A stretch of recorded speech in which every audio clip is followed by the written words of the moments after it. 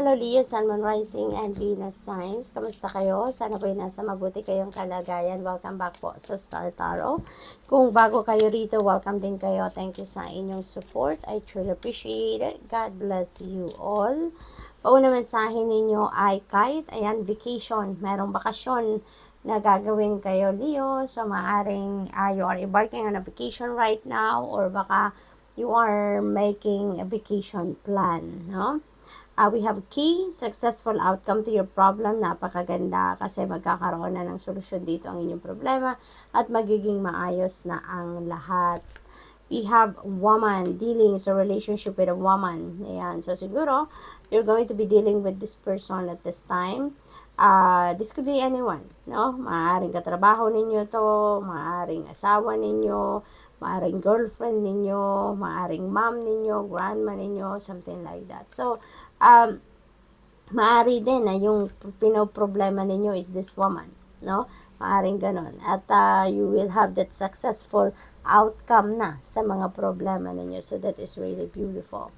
Older woman, dealing sa relationship with an older woman. Ayan. So, siguro, this could be someone na baka related dito sa woman, no, that you are dealing with.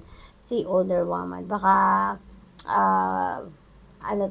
this could be your mom, this could be your grandma, this could be your in-law, diba? Maaring ganun, and you are dealing with this older woman at this time. We have a long journey, either physical or mental, will leave you wiser at the end, alright?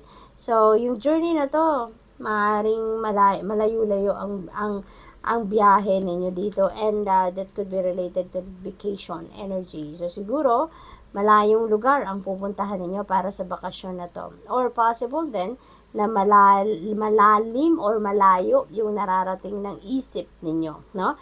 So, maybe marami kayong pinag-iisipan, pinagdidiskartehan at this time.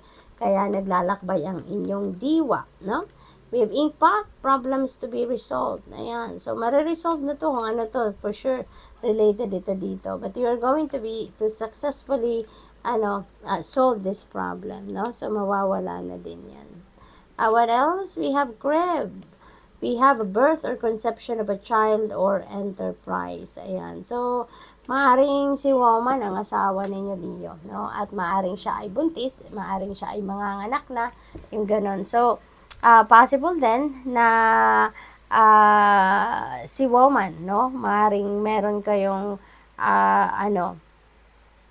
enterprise or project na pinagtutulungan, no? So, maaring ganun din ang ganap. May partnership siguro kayo. We have caterpillar, things will not always be this way, a change is coming. So, napakaganda. Kasi, napakagandang transition, diba? Ng caterpillar, tapos nagiging butterfly siya eventually. So, napakagandang kaganapan ito sa buhay ninyo, no? At mababago na ang inyong sitwasyon. Maaaring yan ay related dito sa sitwasyon sa older woman that you are dealing with. Maaaring, siguro, kung ano man ang dealings ninyo with this older woman, baka meron direct impact sa iyo ang mga nangyayari dito kay older woman. Kaya, kung ano man ang magbabagong ito, that could be also related to the situation ni older woman. We have crown, honor, and respect will come to you. Okay? Honor and respect will come to you. Kaya, pinagtrabahuan ninyo to, pinagsikapan ninyo to. So, you deserve it. Alright? So, what else? Tingnan natin kung ano pa ang ganap. We have cat, two-faced friend. Ayan. So, maaring madiskubre ninyo ito ngayon, Leo. Meron kayong doble karang kaibigan, you don't know na ganito pala siya nung una, no? At ngayon, madidiscover ninyo na doble kara pala itong kaibigan ko at hindi pala siya genuine na kaibigan, hindi pala siya totoo sa'yo. Okay? What else? We have stork, news of a birth or a new business opportunity. Ayan. So, for sure, no?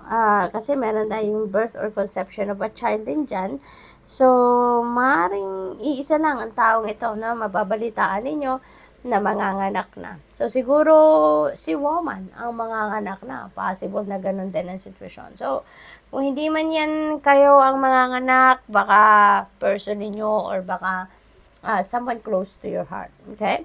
Possible din na since may bagong enterprise din dito, bagong business opportunity, so definitely that could be related to each other yung energy na yan, ano? We have bag, something important such as new job or raise. Ayan, so napakaganda rin ito kasi mayroong bagong trabaho or may pay raise or may bagong baka promotion, no? May bagong role kayo na gagampanan sa trabaho. So maaaring ganun din ang sitwasyon dyan. What else? We have diamond.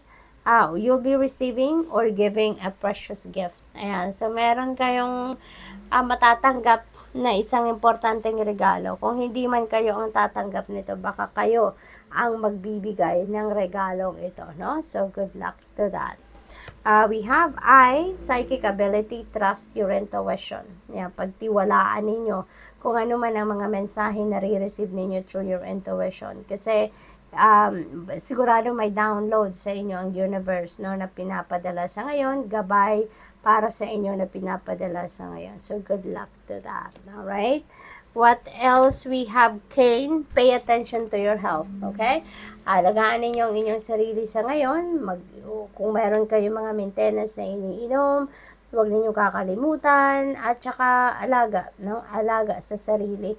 Alaga sa inyong kalusugan na pinakamahalaga sa ngayon. Diba? Bawal magkasakit. Kaya dapat, lagi tayong ang nilalagay natin sa ating priority list is our health. So, mag-vitamins at ano pa, no? Magpaka-healthy. Yung health regimen lagi dapat ang ipaprioritize ninyo para nang sa gayon maging maayos, maganda ang inyong pakiramdam at lagi kayong on top of your health. Okay? So, good luck. Thank you for watching Love and Light. Namaste.